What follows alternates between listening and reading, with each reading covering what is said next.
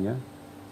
Malam hari ini kami akan menyampaikan beberapa update tentang penanganan robohnya pesantren Al-Qasim di daerah Sidoarjo. Terhitung saat ini sudah masuk pada hari ke-7, yaitu di tanggal 5 Oktober ini, bahwa kita saat ini sudah dapat mengevakuasi jenazah. Khusus di hari ini ada sebanyak 18 jenazah dan ada 3 body part. Mungkin di sini akan menimbulkan pertanyaan kenapa kami menyampaikan 18 jenazah dengan 3 body part. Kami sampaikan bahwa mungkin berbeda dengan yang dilaporkan melalui Basarnas, karena kami penghitungannya adalah berdasarkan ketika itu lengkap, maka kita akan sudah sampaikan bahwa identitas untuk satu badan jenazah itu sudah bisa teridentifikasi, dalam arti miliknya satu orang atau satu nama. Namun kalau masih body part yang kami nanti takutkan, maka kami laporkan dalam bentuk tersebut body part, supaya ketika nanti terjadi identifikasi ternyata body part beberapa itu yang adalah milik dari sebagian dari nama korban, sehingga nanti akan menimbulkan perbedaan angka. Tapi nanti kami akan update ketika sudah teridentifikasi semuanya, sehingga kita bisa tahu persis berapa jumlah jenazah yang sudah bisa kita evakuasi. Sehingga untuk saat ini kita masih ada target ataupun sesuai dengan data dari 167 yang sudah terevakuasi ada 40, sehingga masih ada sekitar 20 orang lagi yang belum terevakuasi. Dari 40 jenazah yang sudah kita temukan, 8 sudah teridentifikasi, kemudian masih ada 32 orang lagi yang belum teridentifikasi. Sesuai dengan yang disampaikan oleh DVI bahwa proses ini memakan waktu paling cepat 3 hari, sehingga mari kita sama-sama bersabar untuk menunggu, walaupun progresnya lama, tapi harapannya akan menjadi pasti. Nah, itu yang akan kita harapkan. Selanjutnya, terkait dengan penanganan saat ini di lokasi, kita masih melakukan pembersihan terus dan mengerahkan alat yang beberapa alat, yaitu ada EXA yang menggunakan breaker dan 3 eksavator yang khusus nanti untuk pembersihan puing-puing. Di sektor sebelah utara dan tengah sudah kita lakukan pembersihan dan sudah mencapai sekitar kurang lebih 80%, tinggal nanti pada sisi sebelah selatan. Nah, perlu diketahui bersama melalui media ini kami sampaikan bahwa di sisi sebelah selatan ini memerlukan sebuah penanganan secara khusus ketika kita akan membersihkan atau memotong puing-puing bangunan yang masih tersisa. Kenapa?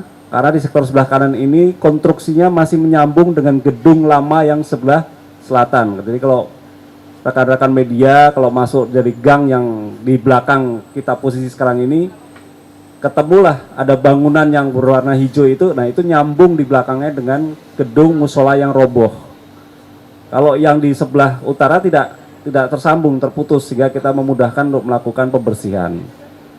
Nah, dari hasil pemantauan awal memang ada potensi-potensi jenazah yang masih ada tersimpan ataupun tertimbun di lokasi tersebut. Harapannya pada malam hari ini kita akan menggunakan mekanisme teknis yang khusus dengan didampingi oleh Pak Muji dari ITS ya, selaku konsultan dalam penanganan ini untuk khususnya konsultan teknis konstruksi. Harapannya bisa kita akan melakukan penggeseran material yang ada di posisi selatan yang menyambung dengan bangunan lama. Dan kalau kita lihat secara langsung di lokasi, bangunan yang lama itu pun sudah miring. Takutnya kalau kita asal tarik, kita asal breaker, ketika itu terpatahkan atau sudah roboh ataupun menjadi beberapa potongan, menjadi tidak ada kekuatan bagi bangunan lama yang menyambung dari struktur ini, akan menjadi roboh kembali. Ini yang kita harus perhatikan betul, sehingga butuh kehati-hatian dan butuh teknik khusus. Mari kita tunggu sama-sama, mudah-mudahan di malam hari ini kita bisa menyelesaikan di sektor sebelah selatan, dan masih ada potensi kemungkinan kita bisa menemukan korban yang masih belum ketemu. Ini kita akan terus langsungkan sampai kapan selesai. Harapannya progres yang kita ingin capai di sekitar hari Senin, mungkin ya paling lambatnya Senin malam atau Senin sore sudah bisa selesai. Dan kita juga sudah memberikan pasokan dukungan berupa untuk kesehatan bagi para petugas kita, baik itu dari Kodim, Polres maupun Basarnas maupun relawan yang terkait. Karena mereka sudah kerja berhari-hari ya, sudah selama 24 jam, tentu kondisi fisik ini akan berpengaruh sekali. Harapannya supaya mereka tetap ada konsentrasi dan kefokusan, sehingga kita sudah support dalam bentuk vitamin-vitamin. Kami mohon doanya dan mohon dukungannya, kesabarannya juga, supaya proses ini semua berjalan dengan baik dan lancar. Karena kita sudah tunjukkan dari sekian hari yang ada, mungkin sudah berjalan 3 hari, hasilnya lumayan signifikan yang untuk ditemukan jenazahnya. Tinggal kita menunggu proses-proses identifikasi yang sudah berada di Rumah Sakit Bayangkara. Kemudian juga bagi keluarga maupun orang tua wali, sebenarnya kita juga siapkan tempat untuk penampungan di sana selama menunggu identifikasi, yaitu berupa tenda penampungan dan juga menyiapkan berupa dapur umum atau dapur lapangan yang nanti tujuannya untuk memberikan makan bagi para keluarga yang tentunya sudah dari jauh-jauh dari Sidoarjo ataupun dari Surabaya. Itu untuk konfirmasi untuk hari ini terkait dengan hasil pelaksanaan penanganan robohnya musola pesantren Al-Quds ini ya di Sidoarjo ini. Sekali lagi mohon dukungan, mudah-mudahan kita selalu diberikan kekuatan dan kesabaran dan kita bisa menangani ini dengan sebaik-baiknya. Terima kasih, selamat malam. Baik, terima kasih. Kalau di situ kan konstruksi yang kita lihat kan beton ya Mas. Beton tentunya di dalamnya sudah ada tulangan besi dan ada campuran berupa semen dan material. Yang intinya kalau ini asal kita lepas atau kita potong, tentu kekuatan gedung yang lama tadi kayak saya sampaikan di sebelah selatan itu pasti akan tidak ada keseimbangan lagi, pasti akan menimbulkan kerobohan. Sehingga tadi sudah diputuskan oleh tim teknis bahwa itu akan diberikan semacam penopang dulu, sanggahan-sanggahan terhadap bangunan yang lama dan terhadap puing yang akan kita potong.